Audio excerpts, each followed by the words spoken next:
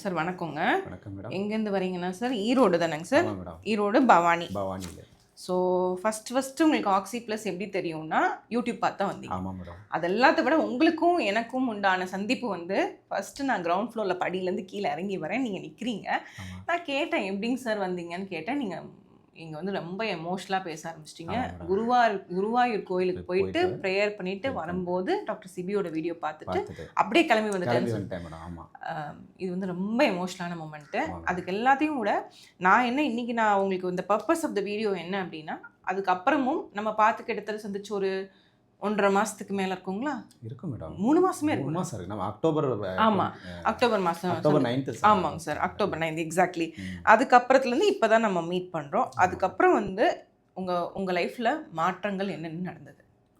அது வந்து ஸ்பைன் ப்ராப்ளமில் வந்து எனக்கு இந்த சர்விக்கல் ஸ்பான்லஸ், இந்த லெஃப்ட் சைடு பூரா இருக்கிற பெயினும் இந்த லெஃப்ட் கை நம்னஸும் எல்லாம் சுத்தமாக சரியாயிடுச்சு. Very good. 90% சொல்லலாம். Very good. நல்லா இருக்கு. இப்போ இந்த ப்ராப்ளத்தையும் நான் இப்போ மறந்துட்டேன். முதல்ல வந்து நெஞ்சு வலிச்சிட்டே இருக்கும். இப்படி நெஞ்சு வலிக்குது. நைட்டெல்லாம் நானே எந்திரிச்சு போய் ஒய்ஃப் தூங்கிட்டு இருப்பாங்க, குழந்தைங்க தூங்கிட்டு இருக்கோம், எங்கள் அம்மா இருப்பாங்க.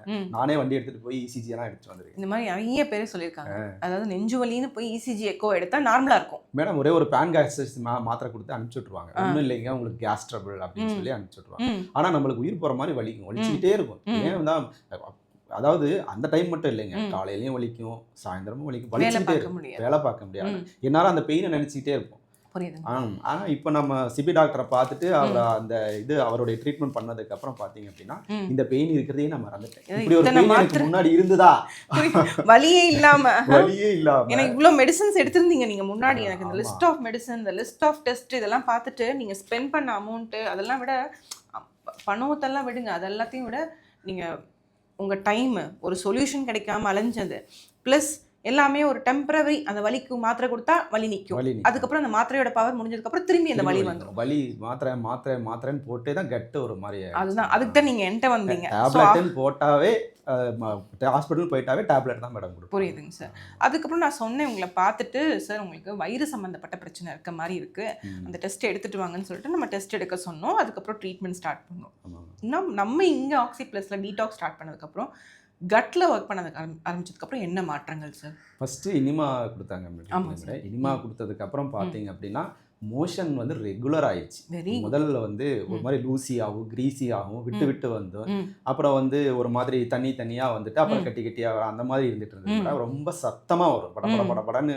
ஃபர்ஸ்ட் கேஸ் ரிலீஸ் ஆகும், ப்ளோட்டிங் அதிகமாக இருந்தது. இப்போ அந்த எனிமா எடுத்ததுக்கு அப்புறம் ப்ளோட்டிங் இல்லை. Very good sir. ஸ்டொமக்ல வந்து ப்ளோட்டிங் இல்லை, நான் நல்லாவே வாட்ச் பண்ணேன். Very good. அப்புறம் ஃபார்ட்டிங், அதாவது ஆசனவாய் வழியாக காற்று பிரிகிறது பார்த்தீங்கன்னா ஒரு நாளைக்கு 40 to 50 டைம்ஸாவது வரும். 40 பயங்கரமாக இருந்தது.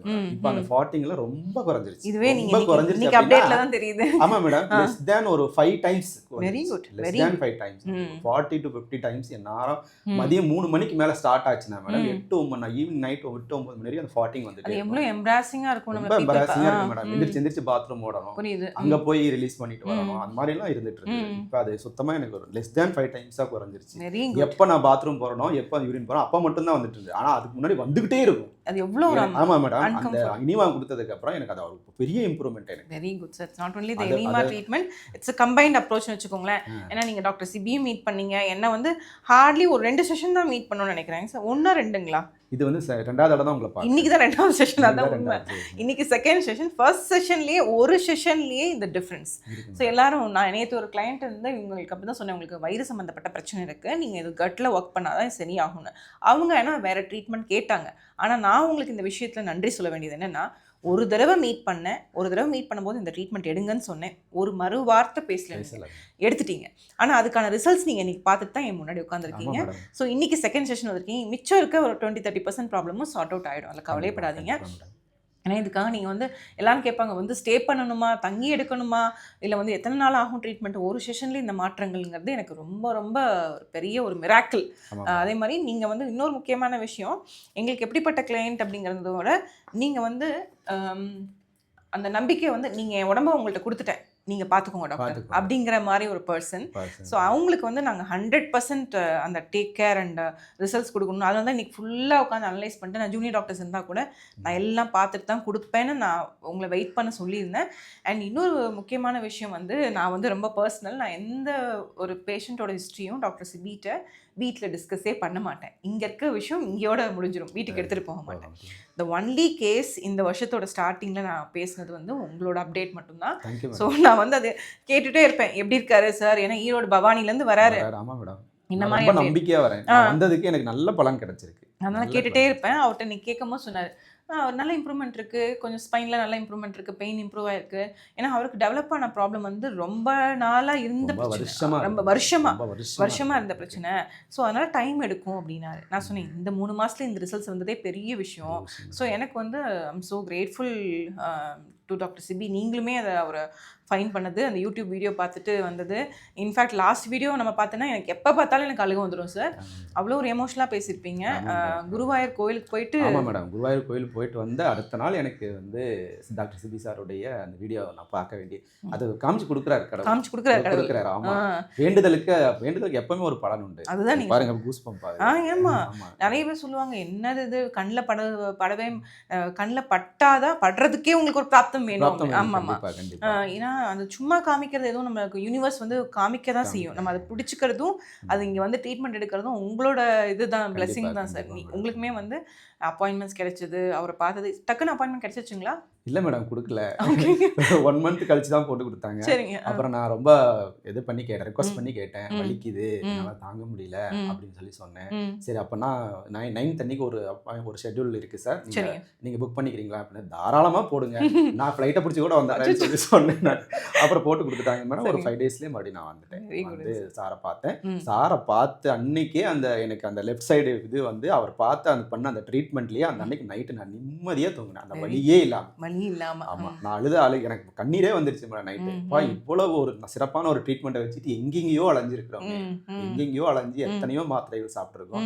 அப்போ பண்ண ஒரே ஒரு நாள் ட்ரீட்மெண்ட்லேயே எனக்கு இவ்வளவு தூரம் வந்து 50-60% லெஃப்ட் சைடுனுடைய பெயினே தெரியாத அளவுக்கு நான் படுத்துவங்க மேடம். அதனால லெஃப்ட் சைடு படுத்தானாவே வலிக்கும், எதுக்கு தான் இப்படி வலிக்குதுன்னே தெரியாது. நம்ம வந்து டாக்டர் கிட்ட போய் நம்மளுடைய சிம்டம்ஸ் தான் சொல்ல முடியும், அவங்க தான் அதுக்காக படிச்சிருக்காங்க. ஸோ அவங்க தான் அதை சரி பண்ணணும். ஆனா அவங்க யாருமே என்னை வந்து இது பண்ணிக்கவே இல்லை, டேப்லெட்ஸ் தான் கொடுத்தாங்களே தவிர இதை சாப்பிடுங்கன்னு சொன்னாங்களே தவிர இந்த ப்ராப்ளத்தை புரிஞ்சு இந்த ப்ராப்ளம் இதனால தான் வருதுங்க, இது இப்படி பண்ணால் சரியான்னு சொன்ன ஒரே டாக்டர் சிபி சார் தான். Grateful to this moment.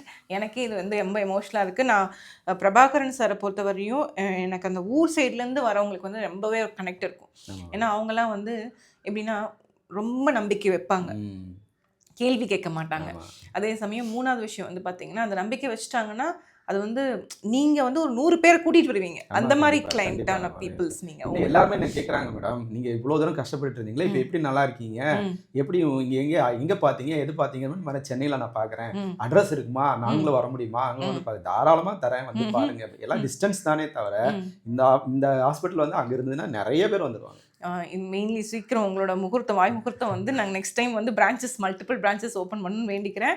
Thank you so much. நான் எல்லாத்தையும் கேட்கறதா ஆக்சி ப்ளஸ் இன் 1 வேர்ட்னா நீங்கள் என்ன சொல்லுவீங்க சார்? மேடம் எனக்கு இது ரீபர்த் தான் உண்மையாகவே. ஓகே, சிபசாருடைய ட்ரீட்மெண்ட் வந்து எனக்கு ரீபர்த் தான். ஏன்னா அது மறுபடியும் அந்த டேப்லெட்ஸே நான் சாப்பிட்டு இருந்தேன்னா இன்னும் என்னோட பாடி கண்டிஷன் எப்படி போகும்னு தெரியல.